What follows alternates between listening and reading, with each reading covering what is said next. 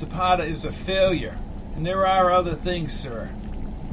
Asham stared out the window. Fletcher's last addition bothered him. What other things? A bizarre report from Dan Preslin in Florida. The crime boss, Rosselli, and 8 other men saw the Landers woman disappear from Santo Traficante's hotel room at the Fontainebleau in Miami. Rosselli's nonsense is well documented, Fletch. Well, it gets worse, and our own people share responsibility in this. What happened? Rosselli arranged Ray Meinkewitz and this guy Kincaid and one of the Interpen men to be flown to Cuba early this morning. We don't need Johnny Rosselli in the middle of an operation like Zapata. Did it have to do with that G2 agent, Sanchez? Exactly. Ashcombe nodded as Fletch continued. The Interpen sergeant is dead. Kincaid and Meynkewitz's whereabouts are unknown. No Americans were supposed to be involved in this. Again, he puffed on his pipe. The wiper swished along the windshield as the car phone rang. Asham. Yes, Bob. I'll call you back later. Not a pleasant situation, is it, Fletch? Not pleasant at all. I suggest you mix yourself a drink on the way out. I'm going to need more than a drink. Horrible. Kennedy enabled Castro. No air cover. Kennedy has allowed Castro to win both the air war and attack the troops on the ground. He's got to go. What was that, sir? Nothing. I'll take care of it. Men died who shouldn't have died on those beaches. And another thing, Robert, there was no effort to gather the opposition before this started. In my own mind, I was convinced that once the brigade was ashore, it would be like Eisenhower in Guatemala in '54. You fight to win. This is true. The most powerful nation in the world taking a hit like this. Ashcombe looked out the rain-bubbled window. It's not right. It's un-American, said Knight. And we do have a problem with the mystery man, Kincaid, Ray Meinkewitz, and now a dead American. I'm aware of this. Rosselli hired the pilot to fly them in. The Cadillac moved down the highway. Johnny Rosselli should not be calling the shots about Carlos Sánchez. How can we interrogate Carlos Sánchez if Kincaid has killed him? Asked Fletch.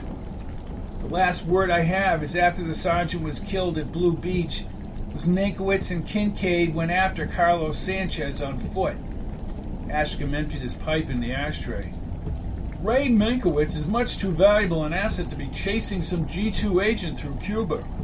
Last item, Rosselli's story about the woman, Kate Landers. I heard about it also. There are 8 witnesses. It almost makes me want to believe what Kincaid and Landers were saying, even though we clearly know it's impossible. Presently, how deep are we in with Traficante and the rest? They're just thugs, Robert. Thugs can be used to one's advantage. I'm scheduled at the 7 a.m. White House meeting, but when I wake up, I need to get a read on the ground in Cuba as to the whereabouts of Sanchez, Kincaid, and Meinkewitz. We still have no background on Kincaid, said Fletch. Colonel Robert Kincaid is here from Japan assisting on the U2 photos. I understand.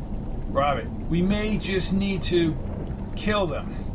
If Castro parades him around, it'll escalate things with the Russians, and Khrushchev loves this shit. There's a fine line between success and failure. I'll check with you after your meeting. Again, Ashcombe stared out the rain-smeared window. World War II. What about it? A country's leaders can so easily destroy a country as Hitler was destroying Germany. Ashcombe thought back to how fragile history was on January 20th, 1944.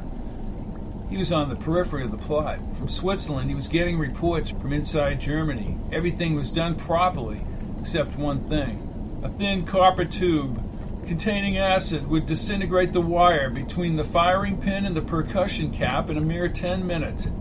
Stauffenberg had brought the bomb in his briefcase to Rastenburg, East Prussia Field Headquarters. Because Hitler was shielded by a wooden table leg, he survived the explosion. The failure to kill Hitler led to the arrest of at least 7,000 people by the Gestapo. Almost 5,000 were executed. The resistance movement was decimated. The assassination of Reinhard Hendrik in Prague was different. The car had slowed at the bend every day on his route. They traced it. Hitler lived and Reinhard Hendrik, possibly the next Fuhrer, was dead. What are you saying, Robert? Ashcombe stared at Fletch. I think you get it, Fletch. Yes, sir. I would like you to come in for a scotch, Fletch, said Ashcombe. No, thank you, sir. I insist. Okay. There are things to talk about other than Cuba.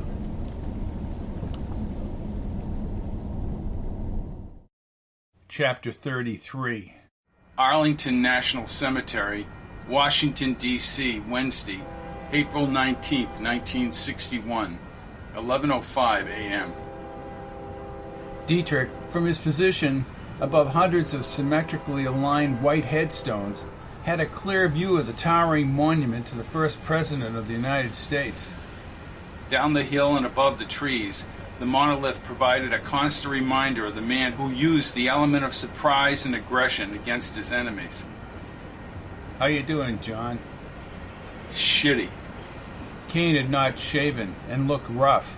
He adjusted his glasses and shook hands with Dietrich. No air support, correct? Bundy canceled it. The whole thing is disgusting. You set this up so the president would respond and send in troops and air cover. They began a slow walk along the gravestones. You met with the president twice yesterday, correct? I did. I was with him early while the brigade still had a chance. I told him, in my opinion, that this operation was planned with air support. I told him that that brigade was penned down on the beaches in Playa Largo and Giron. We had the support of Eisenhower in Guatemala. When we needed military backup, Ike gave it to us. Kane's voice tightened and became louder. I blatantly asked him to save those men. Jesus Christ. He said he wanted minimum visibility. Castro, born of a landowner, and now he talks about the working class. Dietrich folded his arms across his chest. Bill Ordway told Kennedy, goddammit. We had aircraft carriers with jets ready to fly. We could destroy Castro and his clowns in a matter of minutes, and Kennedy balked. I understand. What happened when you went back yesterday evening? The Joint Chiefs were at this meeting. I told them we could still salvage the operation. It was a matter of allowing American warplanes to fly cover. So did Admiral Benkes, but General Laurel made this inane statement about the brigade should join the underground in the Escambray Mountains. The goddamn road is being cut off by the Cuban troops. 20,000 troops. It's all over, Bob. I will never forgive them for dicing up this plan, because what it meant, he said, sweeping out his arm, is the same thing it meant to everyone buried in the cemetery, except the men in Cuba have died in vain, and the living have been captured by Castro's communists. And for what? Castro has them all rounded up in the sports stadium in Havana, all because the president thought helping them was politically sensitive. Preslin called me, drunk as a skunk and ready to hang both Kennedys. And Dan will do it. I'll be fired and disgraced, and so will Ashcombe and Ordway, while Kennedy charms the world. Kennedy had better not fire Ashcombe, said Dietrich, pointing his index finger at Kane. No one humiliates Robert Ashcombe and lives to tell about it. Kane looked him in the eye for several seconds, as if he did not want to confront that statement. Kane gazed back past the mall, toward the distant Capitol. Castro will never let the world forget this failure. I heard Dick Nixon say that Kennedy had turned chicken. Maybe Nixon can get him to change his mind, said Dietrich. Not going to happen. The operation should be considered for what it is. A failure. One more thing, John. What's that? He's got to go. Centro Medico, Havana, Cuba, Friday, April 21st, 1961, 9:57 a.m. The paucity of basic monitoring equipment in the Centro Medico bothered Patch. Iodine overpowered whatever else lingered in the stuffy air. A young surgical team had repaired his shoulder wound last week and sewed the skin back in place. Shrapnel had been removed from the muscle and had barely missed his clavicle, major blood vessels, and lymph nodes. But he had survived the potentially deadly wounds. Under a single sheet, Patch positioned himself in a metal frame bed. A few dozen soldiers injured in the attack occupied the other beds. His frustration mounted when communicating with the soldiers and the hospital personnel. They refused to answer any questions about Meinkewitz. Cubans that did visit him, including an army commander, bombarded him with questions about the brigade and U.S. intelligence operations. One of the nurses told him in broken English that President Kennedy would speak momentarily in Washington. He would probably address the Bay of Pigs invasion. 3 soldiers pushed a large black and white TV across the room and fiddled with the tuner. They connected a brown wire to the back of the set. WCKT Channel 7 in Miami appeared on the black and white screen, and someone announced they were switching to a feed from Washington, D.C. Patch pushed his way up the flattened pillows as the soldiers walked from the room. Numerous Cuban interrogators told him the brigade invasion had failed. After capturing hundreds of men, Castro went on the radio to dramatize the great victory over imperialism. "Kennedy having a news conference?" asked Meinkewitz from the doorway. 2 soldiers accompanied him. "Ray, you're alive!"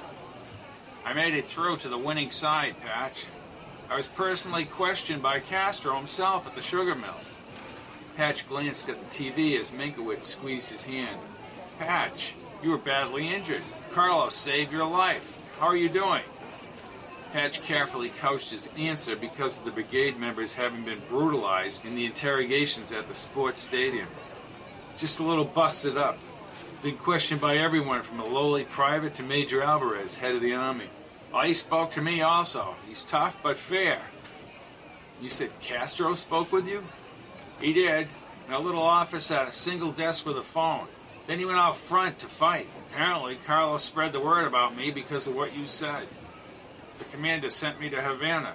They want to keep me under a rock till I get to Russia. I lost my weapon in the swamp, and then Carlos jumped me. I tried to convince him I wanted to defect. The mortar exploded, and I prevented him from being killed. Here comes the president." Meinkewitz turned as Kennedy stepped up to the podium at the State Department auditorium. Gentlemen, I have several announcements to make. I know that many of you have further questions about Cuba. I made a statement on that subject yesterday afternoon. We are continuing consultations with other American republics. Active efforts are being made by ourselves and others on behalf of various individuals, including any Americans who may be in danger. I do not think that any useful national purpose would be served by my going further into the Cuban question this morning. I prefer to let my statement of yesterday suffice for the present. As Kennedy spoke about world hunger, Meinkewitz faced Patch. "I've already met with Higgins. He has a fair competence, but he does not have my knowledge or your knowledge. They questioned me for hours about my scientific prowess. Now they know. And I haven't seen Carlos, Ray. I'm told he fought bravely at Playa Largo." "You mean he's dead?" "No, he will be decorated by the commander. He single-handedly led his men against the brigade. They sent him somewhere in the country to recuperate. I told them how you and I worked together, and I was told that you've told them that also. We'll both do fine in Minsk, Patch. Of course, we'll do our part." Can you tell us anything about your talk with the Vice President Nixon last night? I brought Vice President came to the White House at my invitation, and I informed him of, brought him up to date on the events of the past few days. "So when do we leave?" "Soon. Eric Bornheim is making arrangements for the Russians to fly us out of here." "Great. I can be the next Yuri Gagarin." Quite respecting your feeling of not going beyond your statement of yesterday on Cuba, there still is in print this morning, quite widely distributed, published report that you took the decision to continue training Cuban refugees